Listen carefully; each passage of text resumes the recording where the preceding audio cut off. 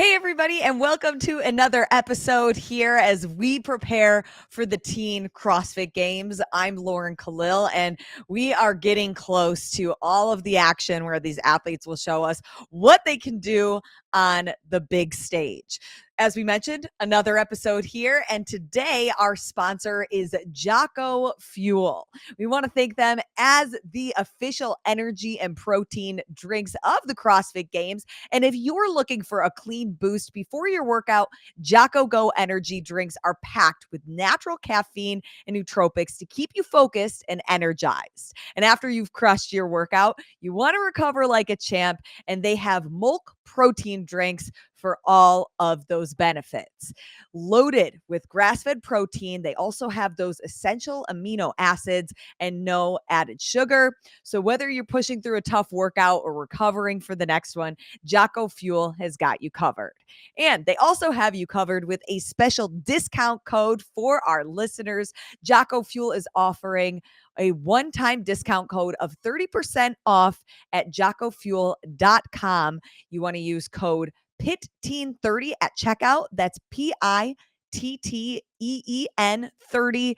And that will save you some money to get all of the supplements you need before the CrossFit Games. And of course, during your training. So now we want to bring on into the show Brian Littlefield. He is the co-founder and chief product officer at Jocko Fuel. So many things to learn. And even when you and I were talking yesterday, I learned a couple things. So I'm really excited to have you on and debunk some things for the listeners. Awesome. Well, thank you for having me on, Lauren. I'm looking forward to it. Yeah. So first of all, let's just start with what are some of the things that y'all are doing to prepare for the CrossFit Games for these teens?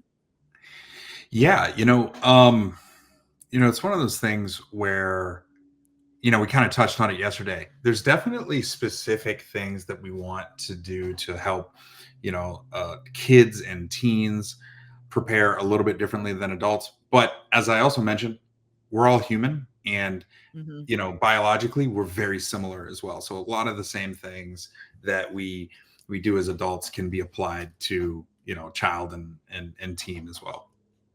So Brian, speaking to that, we are focused specifically on those teen athletes. Are there specific supplements that maybe the teens could benefit more than maybe the adult athletes, or vice versa?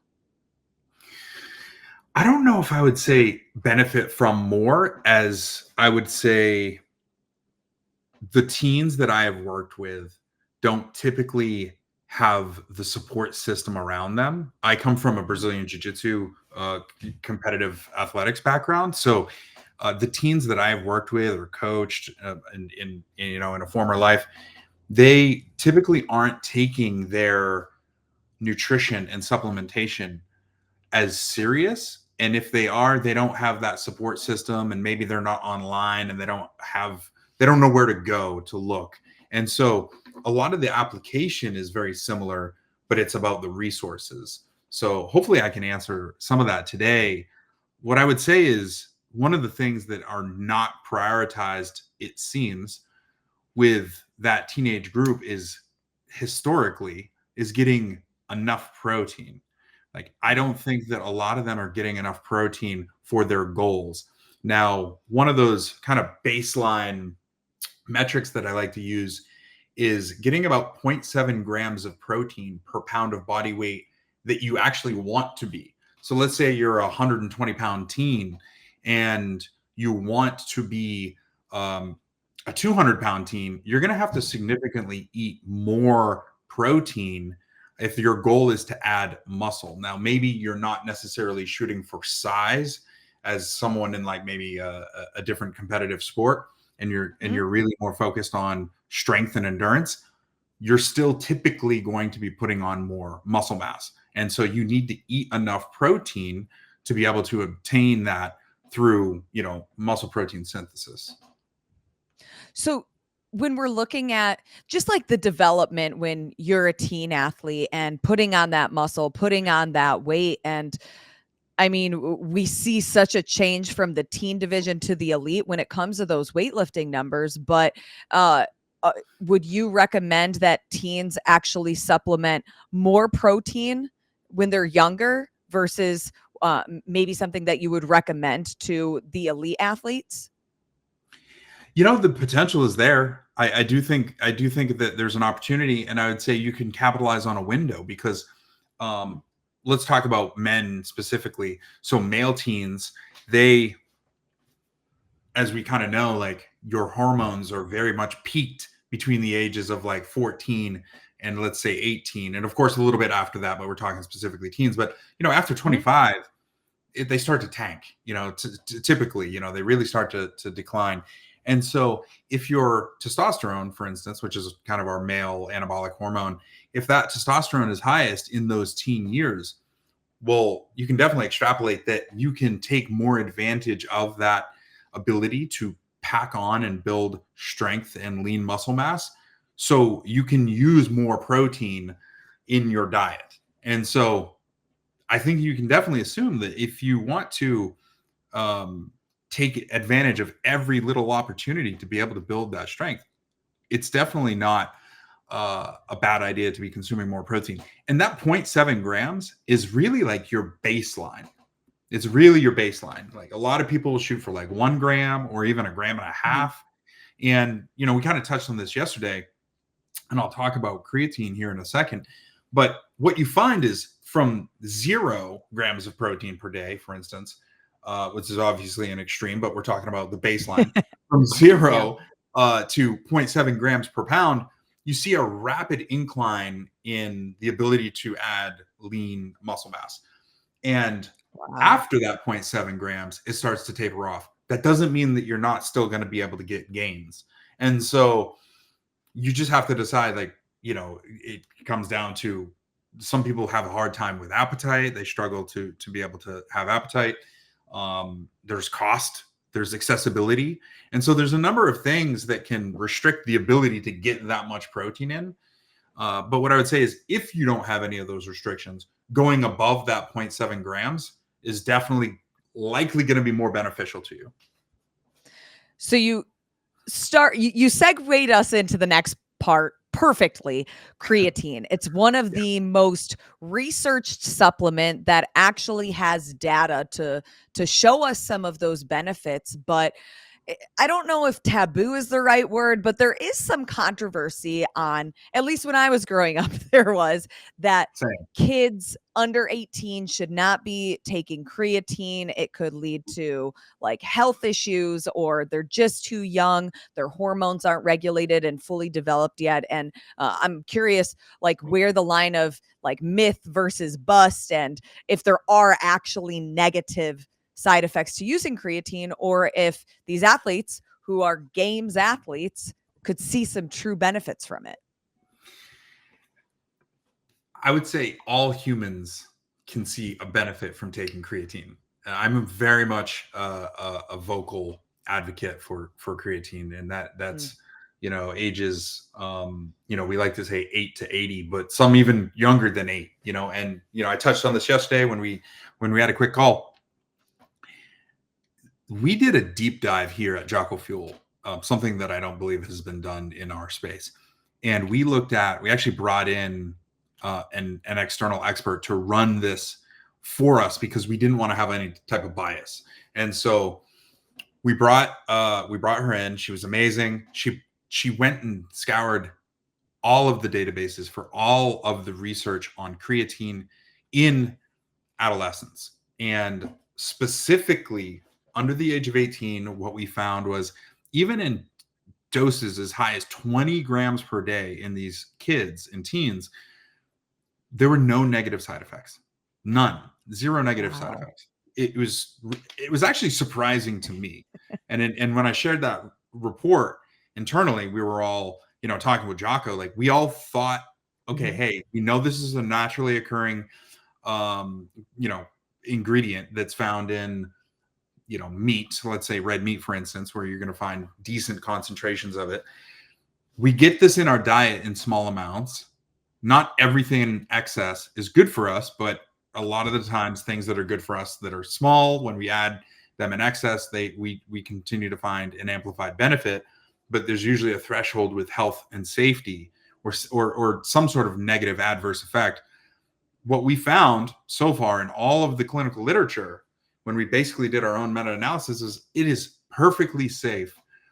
And we now highly recommend it for kids and teens to use. And it wasn't just beneficial for athletic performance. It was like they saw test scores in school go up. The Oh, cognition wow. improvements are profound. So it's not only important for performance, it has so many other health benefits. And you hit the nail on the head, though, because it's been kind of attached, taboo, I think there's a good word Hmm. for it. It's been sort of, the stigma with it is like attached to this bodybuilding space where you associate creatine with hormones. It's not even remotely related. There's a reason why people that are on large amounts of hormones still take creatine, because it's totally different, and it's working on a different physiological level, far different. And so we don't have time to get into it on this show, but at that depth, but it's very much different. I cannot emphasize that enough. And it's perfectly safe for teens. A lot of people think that it's directly going to add like lean muscle mass, and that's really not how creatine works. What creatine is going to do is it's going to allow you to have more output. And so when you have more output and you can push further, you can do more reps, you can do a longer distance run or whatever that is, if it's going to allow you to push your body further than you could without it, what you're going to do is you're going to recover, and your gains are going to leap ahead further than where you would without that. And that's really where you see the benefit of creatine. It's not anabolic. It's not, it's not triggering, enhanced growth on muscle protein synthesis or something. It's not increasing androgen receptors in a type of way that you would get from like hormones or something. So when you talk about this study, which I think is so fascinating, because there is this conversation around creatine that you shouldn't take it if you're younger. So I love that there's some research that backs it, that you guys did. But that specific case has them using 20 grams. 20 grams. Everything that okay. Everything that I've seen is between like 5 and 10 grams. Is there a magic number that if the teens are listening, or maybe even if their parents are trying to help with their nutrition and recommend, what is that number that you would want to see them take per day? So just as I mentioned with protein, and this is with a lot of like natural ingredients, what you find is anything that you're going to have some sort of benefit, let's say ergogenic benefit, there's always a point of where the return starts to diminish. There's a point of diminishing return. And so you see this gradual incline in performance with creatine up to 5 grams, and it starts to taper off after that. And so again, it goes back to how much do you want to consume? How much do you want to pay for? Is the benefit after 5 grams, does it warrant paying for 2 containers a month versus 1 container a month? So someone just has to essentially decide that, because let's say you go, you get a massive benefit at 5 grams, but you only get an extra 10% at 10 grams. Is it worth it for you to do that? If you're an absolute competitive athlete and you're a savage, maybe it is. And so what I would say is some of it's body weight dependent, and I think we're still learning, right? A lot of adults are consuming more than 5 grams now, and I think they're finding a mild additional benefit. But for me, in the teen years, I think 5 grams a day of creatine consistently is a really good place to start. And if you're thinking about doing it even before that, you can taper it down. You could start with 2 or 3 grams a day. I think is perfectly safe.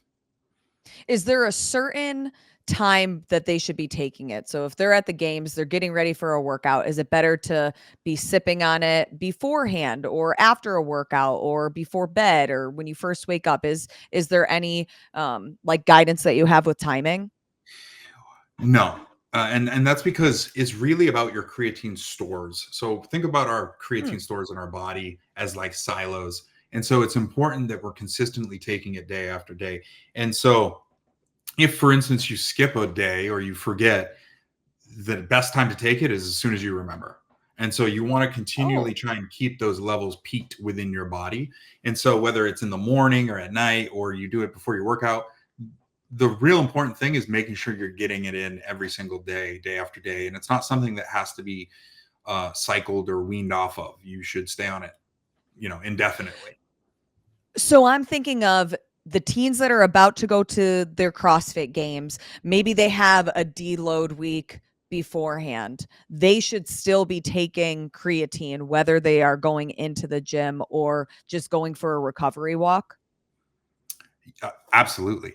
Yeah, no, absolutely. I think that everybody should, if you are, we could get into the like myriad of health reasons and cognitive benefits and everything else. But if you're thinking specifically athletic performance, you should be on 5 grams of creatine per day, period. And there's really no reason to come off of it.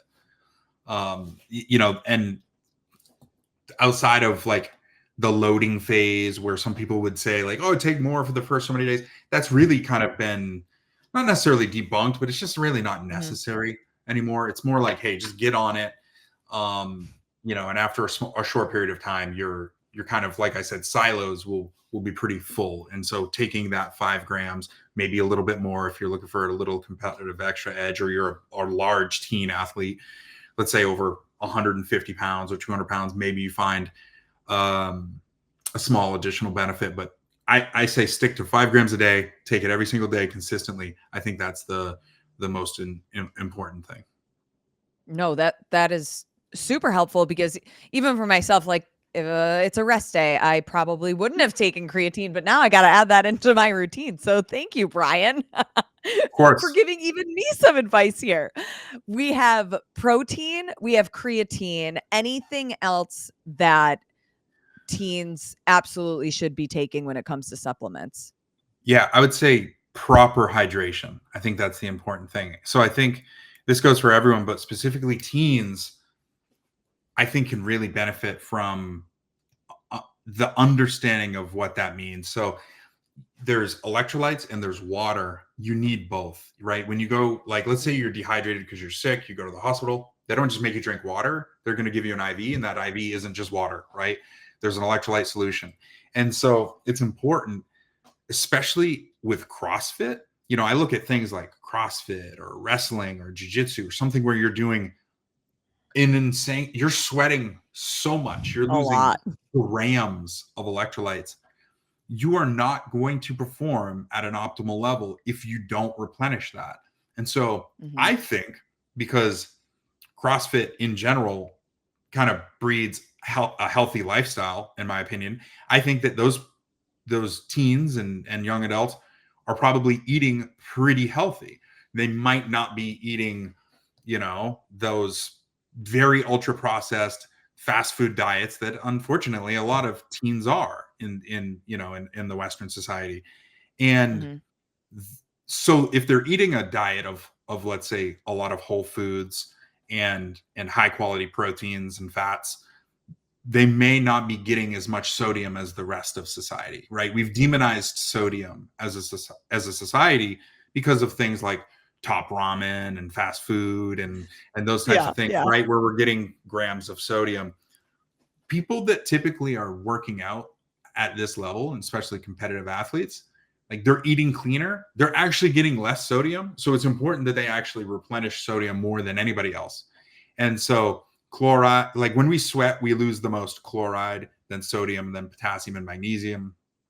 And we lose a little bit of calcium, but when we think about the most important performance electrolytes, it's chloride, sodium, potassium, and magnesium in that order. And we struggle to get enough potassium and magnesium in our diets in general.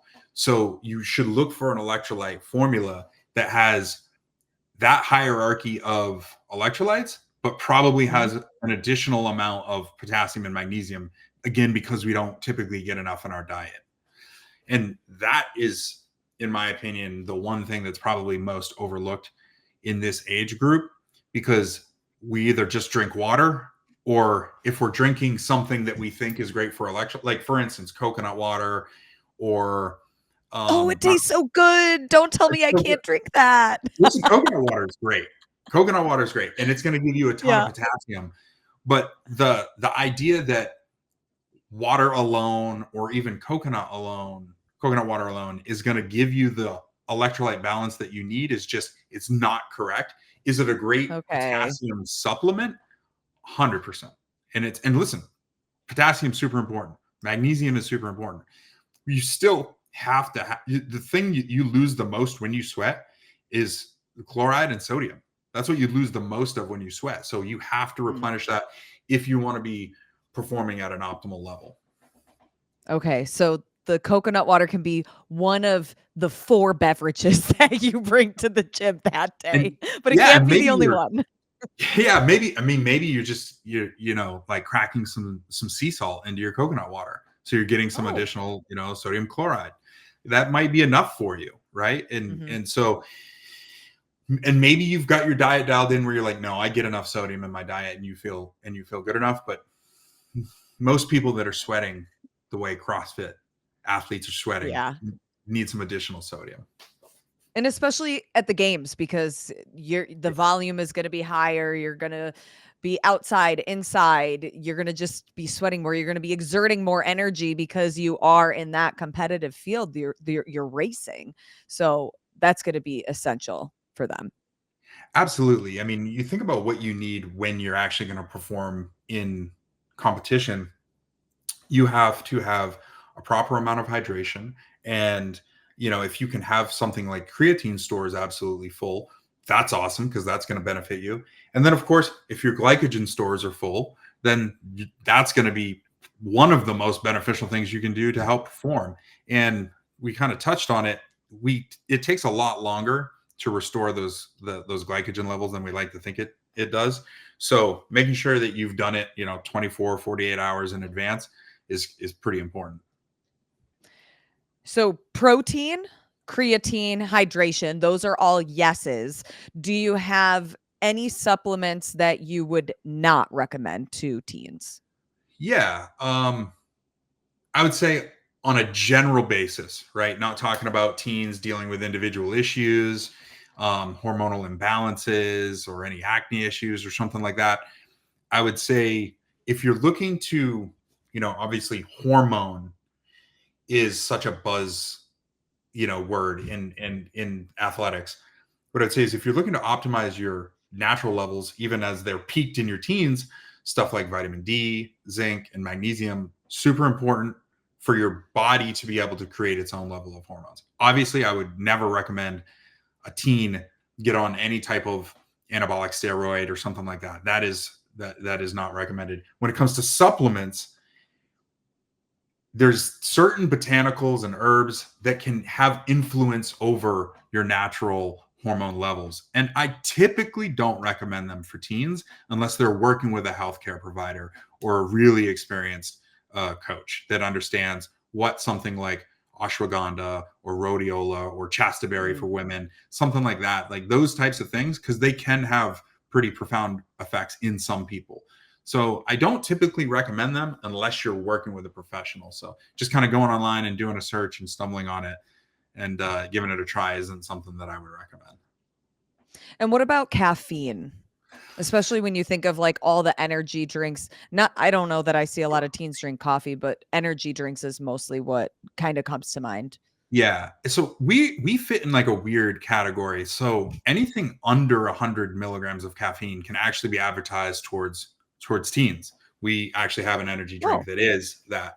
And so caffeine is another one of those ones that, in my opinion, needs to be regulated by parents, right? I think at the end of the day, it's a child and parent decision to decide whether that teen is going to consume caffeine or not. And if so, it just needs to be done in moderation and it needs to be done under supervision.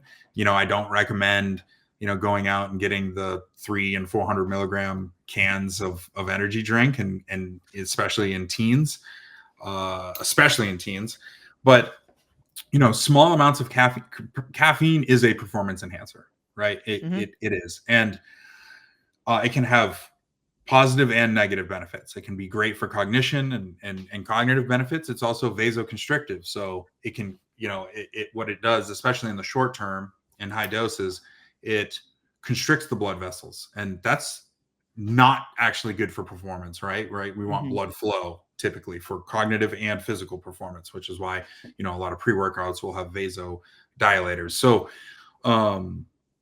it can be a catch-22. So what I would say is, in small amounts, I think it's perfectly fine. It's not going to pose a significant health risk.